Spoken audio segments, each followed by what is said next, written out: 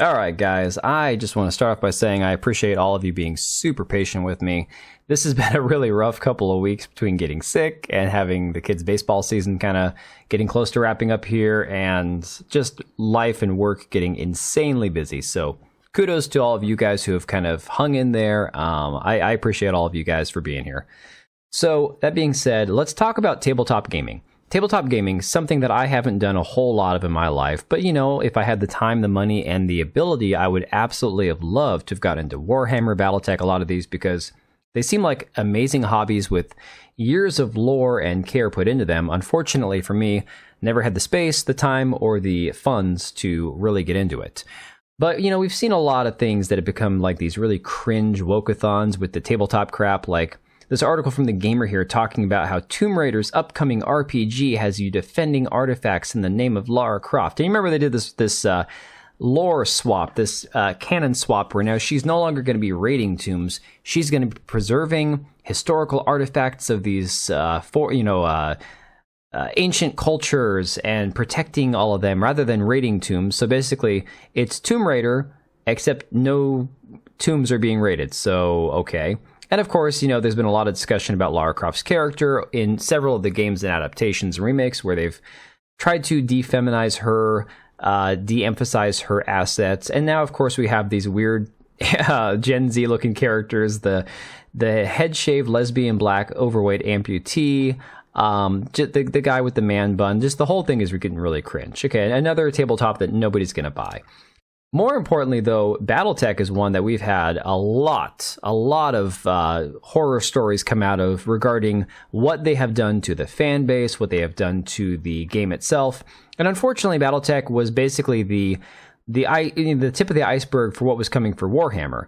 And, you know, unfortunately, BattleTech is just one of those situations where it might be too late to save it, because this has been infected and infiltrated by the worst kind of activists who have basically just beaten this down to make it into something that suits their worldview. And unfortunately, it's not the kind of game that a lot of people are going to want to hang on to and keep playing, given the fact that it's run by Catalyst Game Studios, who just seems to hate their audience.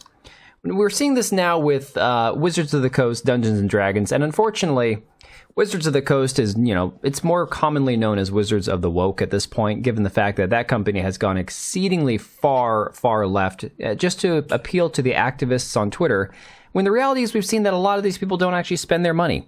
For whatever reason, these people are not the audience you really want to chase, because they don't put their money where their mouth is.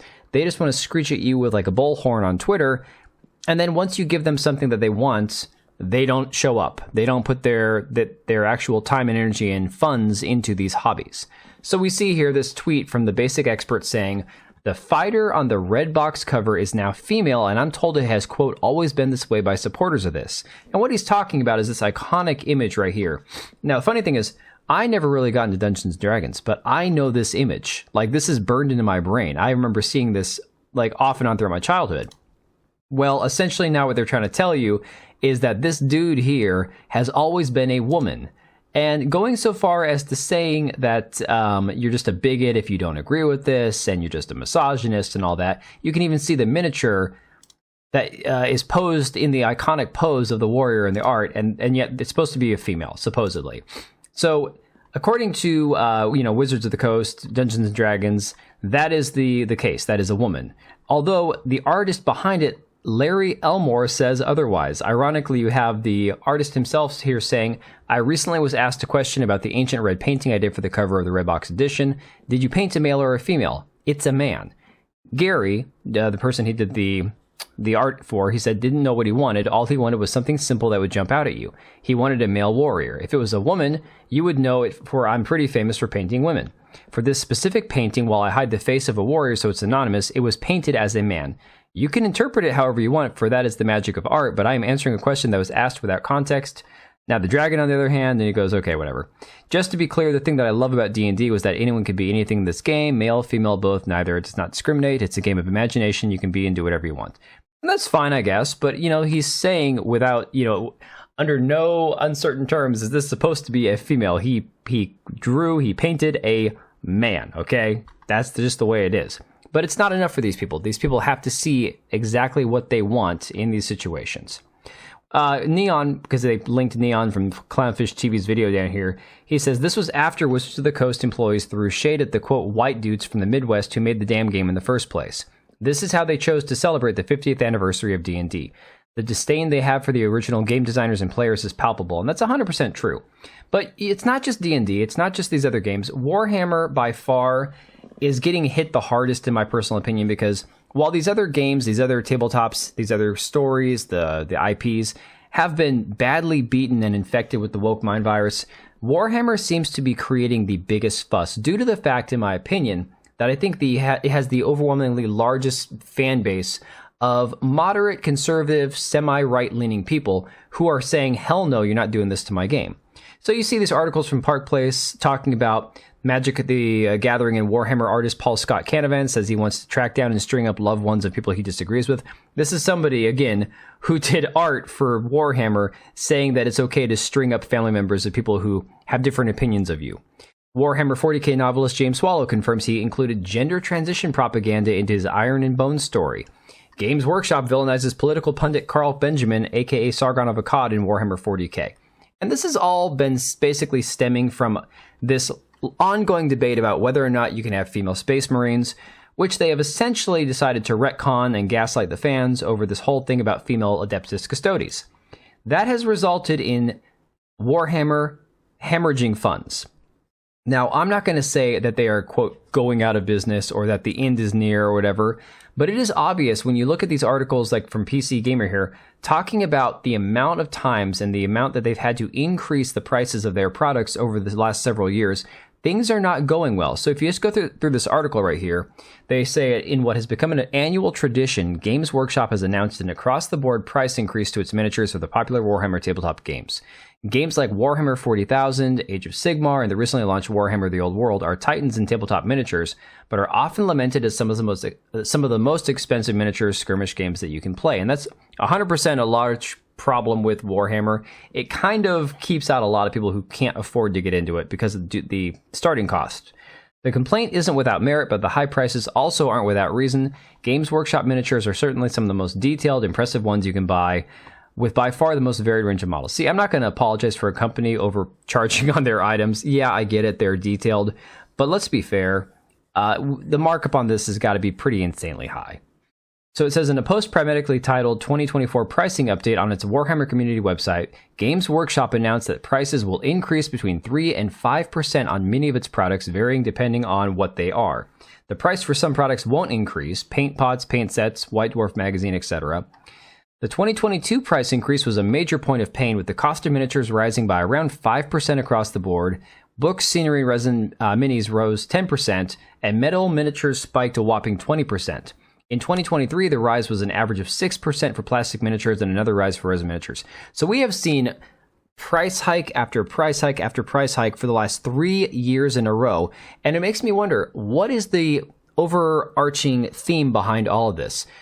For me, I would tend to believe that they are trying to court the woke activists, the feminists, try to get the female player base up, despite the fact that there's not really a market for it, because of the fact that they are losing money. And their thought is, well, if we're not reaching our traditional audience, our traditional customer and player base, why don't we bring in people from the outside? The problem is this is chasing away their existing customers. Neon also points out the media has pounded away at Warhammer until they finally relented. They have spent years trying to demonize the fandom as literal fascists, and we couldn't have any holdouts in tabletops, could we? So you have this article here from 2023 saying Warhammer 40k and its growing fascism problem. Warhammer 40k slipped from a satire of fascism to a love letter to it. Kotaku here, of course, resurgence of fascism forces Warhammer to remind fans that the Imperium are villains. This is from 2021. Warhammer 40k's creators needed to renounce real monsters long ago, also 2021. So again, they've been going after this franchise for a long, long time. You have people here saying, share this image to frighten a chud, and it's simply a woman's head put onto a male body just to give the idea that, oh, see, look, we have our female Adeptus Custodes now. This guy says, 2 observations. It looks like crap. The head is stapled onto a body that doesn't match. No amount of painting will be able to fix it. 2, you don't actually enjoy Warhammer. You're just jerking off your own inflated self of self-importance. And that's a lot of it. That sense of self-importance is a huge piece of it. John De La Rose here pointing out that Warhammer has gone full Catalyst Games. And you see this guy here, who is the owner of Imperial News, saying, "Welp, it's official. I asked them several questions regarding their necessity to increase their prices, and this was their response. They despise actual honest questions, it would seem." He got blocked by Warhammer official for asking about the price hike. Luckily, there's other ways. So this guy here was talking about, I was going to buy several books on the Horus Heresy, or, should I wait? I'm hesitating. Is Warhammer 40K the new Disney Star Wars 2.0? And Grums responded and said, buy them used off eBay, buy your 40K minis on eBay. Lots of ways to not give Games Workshop your money. Thor Odinson, though, says, or 3D print. My next 3D print will be 50 Death Cores of Krieg on a single build plate. Sorry, guys, I'm completely butchering this. Should take about 6 to 7 hours. Recasts are another option. Why buy Games Workshop models when you can 3D print models which are indistinguishable like one of the Marines below, or buy recasts? And you can see here, again, these 3D models that he's 3D printing. And then, of course, you can just paint them yourself just the same way you would with the other miniatures. There's no reason to give this company your money anymore. And again, going back to the whole entire reason that they might be doing this, if you look at their stock prices, month after month, things have not been going so well for them the last year. And right here, where it was at a high of 130.69 cents, right around April 5th, is when it started to drop drastically. And this was in that time period where they decided to do this gaslighting retcon of the Adeptus Custodes.